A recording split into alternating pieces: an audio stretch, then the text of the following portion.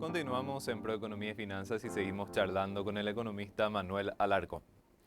Manuel, estas cuestiones que estuvimos comentando también en el bloque anterior, relacionados principalmente al IPS, no son exclusivos del IPS. Hay, como estabas diciendo ya al cierre del bloque anterior, cuestiones que tenemos que ir equiparando y reformas que tenemos que ir en las cuales tenemos que ir avanzando también para garantizar una mayor sostenibilidad de nuestro sistema previsional.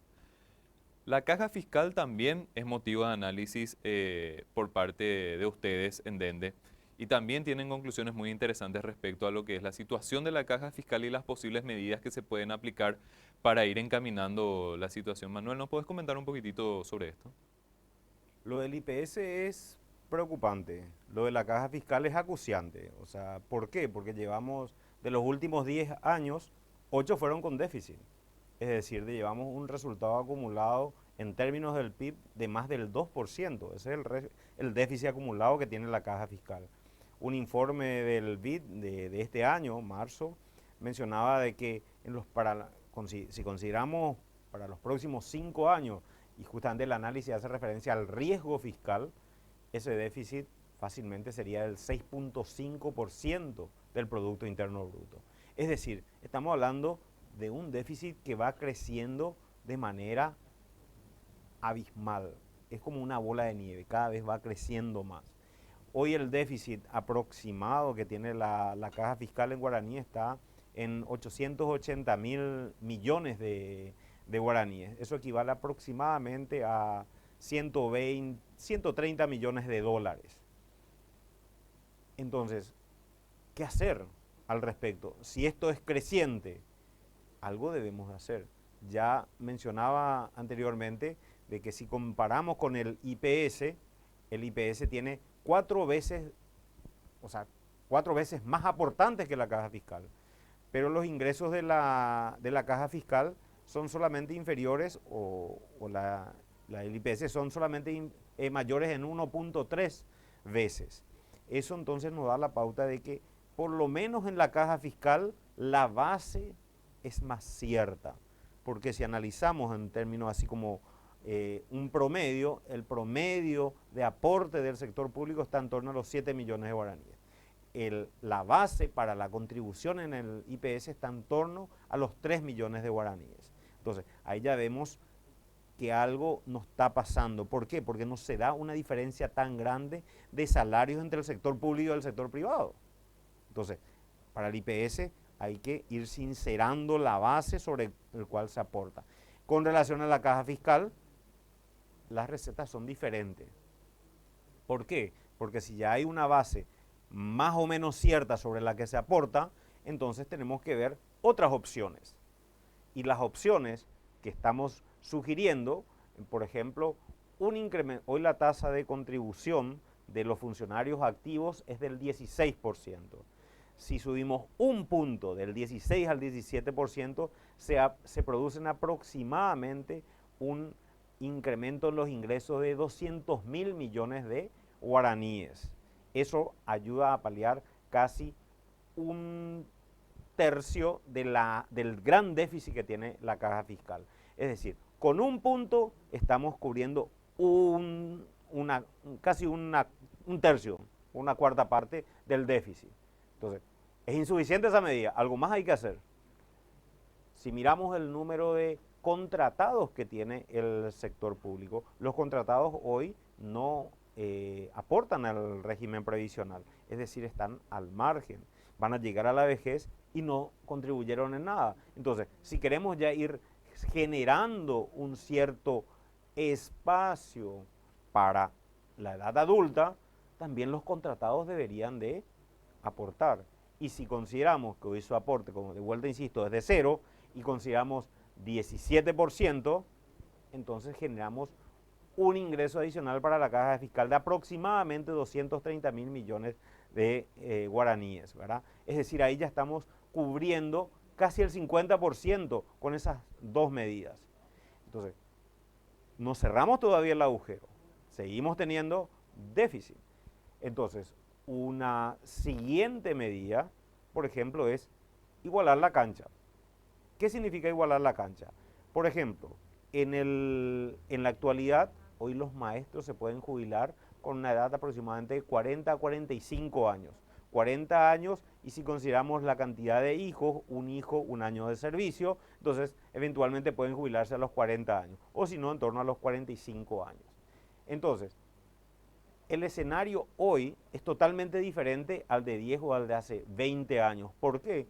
Porque el salario del maestro del sector público es equiparable a un muy buen salario. Es decir, en 2 turnos básicamente está teniendo un ingreso, puede tener un ingreso de aproximadamente casi 8 millones de guaraníes. Entonces, eso significa de que su periodo de aporte anteriormente como que se justificaba porque se retiraba a los 40, 45 y como la jubilación era muy pequeñita volvía a trabajar y generalmente en el sector privado y probablemente accedía a una nueva jubilación en el IPS. Hoy en día, con ese nivel de salario, sería bueno de que culminen su periodo de vida en el sector público, es decir, se jubilen a los 65 años como el resto de los funcionarios del Estado. Y eso genera un ingreso adicional por año de 1 billón. Es decir, esa única medida hace de que automáticamente los casi 80.000 docentes que hoy en día están activos, que sigan aportando hasta los 65 años, significará de que se cierre el déficit que tiene la caja fiscal. Pero ¿ahí nos queremos quedar? No, no nos podemos quedar ahí. Debemos de seguir avanzando. ¿Por qué? Porque está el caso de las fuerzas de seguridad también. Las fuerzas de seguridad son policías y militares que de acuerdo a su carta orgánica más o menos llegan al último escalafón, a la última posición a una edad de 50, 51 años. Es decir, ¿qué les resta después? Jubilarse. Y están a la mitad de su vida laboral. Entonces, en el caso de las fuerzas de seguridad, el escenario es diferente. ¿Por qué? Porque no podemos seguir manteniéndolos hasta los 65 años. ¿Por qué? Porque vienen las distintas remesas que tienen que ir ascendiendo. Entonces, no se los puede mantener. Entonces, la receta es diferente. ¿Qué hay que hacer? Cambiar la tasa de reemplazo. Hoy tiene una tasa de reemplazo del 100% a los 50 y algo de años. Entonces, la tasa de reemplazo a los 50 años debería ser 50%. Llega a los 65 años y ahí su tasa de reemplazo se incrementa. Entonces, va a haber un periodo en donde van a estar jubilados, pero no plenamente con los ingresos que les correspondería. Entonces, esa es otra medida también interesante a considerar. Su impacto es mucho más exiguo que las medidas anteriores, pero tiende a igualar la cancha de juego, ¿verdad? Entonces, esa es otra medida. Otra medida también es unificar la tasa de reemplazo al 90%. Es decir, en todos los casos, no importa si las personas son del sector civil o del sector no civil, entonces la tasa de reemplazo debería de ser del 90%. Entonces, estas son un poco las medidas que se están sugiriendo y que la edad de retiro sea de 65 años y no de 62 años como hoy está previsto, ¿verdad? Esto está muy en línea con lo que está ocurriendo, por ejemplo, en países europeos. El caso que nos une mucho, porque tenemos muchos nacionales viviendo allá, por ejemplo, a partir del año 2024, la edad para jubilarse en España va a ser de 67 años. Si uno quiere acceder a una jubilación con 65 años o algo, entonces tiene una disminución importante en su tasa de reemplazo. Es decir, considerando que la expectativa de vida en el Paraguay está en torno a los 73 años, parece bastante razonable que la edad de retiro sea de 65 años. Manuel, son cuestiones sumamente interesantes de plantear, pero que eventualmente requerirían también un consenso bastante amplio. Siempre sabemos de que este tipo de cuestiones se sustentan mucho desde la lógica, desde la matemática, pero hay muchas veces que esto se tiene que bajar a tierra, ver cómo afecta o cómo impacta a los sectores afectados y de repente ahí se empiezan a dar ciertas trabas, porque hay, por ejemplo, también el proyecto de la Superintendencia de Pensiones, que son cuestiones que de repente la mayoría en el consenso técnico dice que se tiene que tener y que se tiene que impulsar, pero cuesta encontrar ese consenso y requiere mucho de cintura política también todo este tema. Totalmente de acuerdo. O sea, todo lo que implique cambio en las reglas de juego siempre debe de implicar un cierto consenso. Hay que trabajar en esto. Pero lo más urgente siempre, y eso es algo que tener presente, los consensos son importantes, hasta cierto punto, porque si no podemos construir los consensos, igual debemos de avanzar con la implementación o con la igualación de las condiciones de la cancha de juego. Porque si no hacemos esto, esto explota. Entonces, queremos que explote para empezar a tomar medidas. Yo siempre pongo como ejemplo lo que ocurrió hace 20 años. La caja bancaria, luego de la crisis del sistema financiero del 95 hasta el año 2002, colapsa a inicio de este milenio. Y las consecuencias fueron claritas. Reducción hasta el 40% de la tasa, de los beneficios que recibían las personas jubiladas. Entonces, el escenario es ese, o sea, no hace falta tener una memoria de larguísimo plazo. 20 años atrás, nuestros abuelos del sistema financiero directamente tuvieron que haber perdido 60% de sus ingresos de jubilación. Y muchas de esas personas, ese estrés le generó directamente la muerte. Es decir, si lo que queremos es construir bienestar para nuestros adultos mayores, entonces empieza hoy y con la corresponsabilidad de todos. Entonces, y el gran líder de todo esto, obviamente, es el sector público, porque es quien va definiendo. Acá hay intereses creados de todo tipo, ¿verdad? En todas las cajas. El IPS funciona de una manera, la caja municipal funciona de otra manera, la Cajubi funciona de otra manera, el fondo de Yacyretá funciona, aunque no tenga una ley, también funciona de otra manera, la caja bancaria funciona de otra manera, la caja fiscal tiene otro criterio. Es decir, no podemos seguir con criterios tan dispares. Entonces, es urgente. La primera medida es una superintendencia de pensiones. Definamos cómo se van a llevar adelante. Después empecemos a delinear cómo hacer frente a la caja fiscal. Si tenemos la fuerza y la suficiente cintura política, entonces hablemos de toda una reforma del régimen previsional incorporándole a todas las cajas, ¿verdad?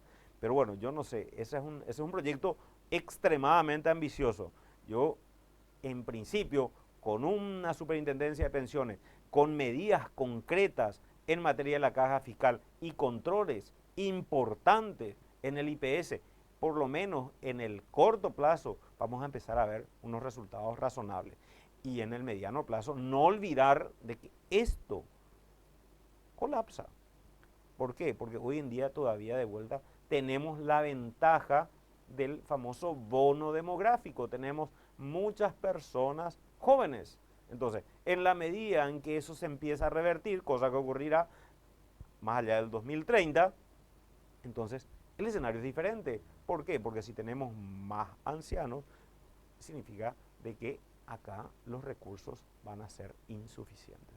Manuel, y una cuestión que ya abordamos en charlas anteriores, pero me parece muy importante reiterar, es que esto, en caso de no hacerse los ajustes necesarios, como vos decís, va a estallar, y eso genera una cuestión en términos económicos muy compleja para el país. No es que es una cuestión que solamente se limita al sistema previsional, a los beneficiarios, que somos prácticamente todos, sino que esto podría generar un desequilibrio a nivel macro inclusive, y es una cuestión que hasta las calificadoras de riesgo constantemente están advirtiendo sobre nuestro país.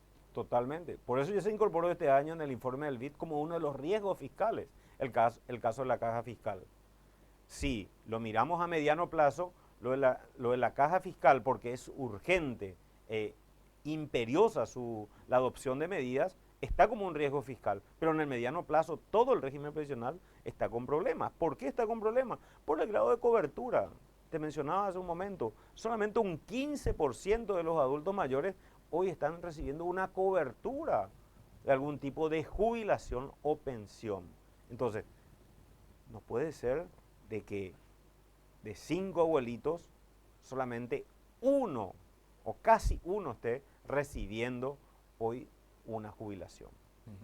Manuel, te agradecemos muchísimo tu tiempo, tu análisis. Nosotros siempre somos conscientes de la necesidad de mantener este tema del sistema previsional dentro de lo que es la agenda, porque es fundamental para nuestro país. Nosotros estamos en la necesidad de reencauzar todo lo que son los diferentes problemas que se están viendo de momento y es una cuestión fundamental para nuestro país. Así que esperamos contar con tu participación nuevamente en este espacio. Claro que sí.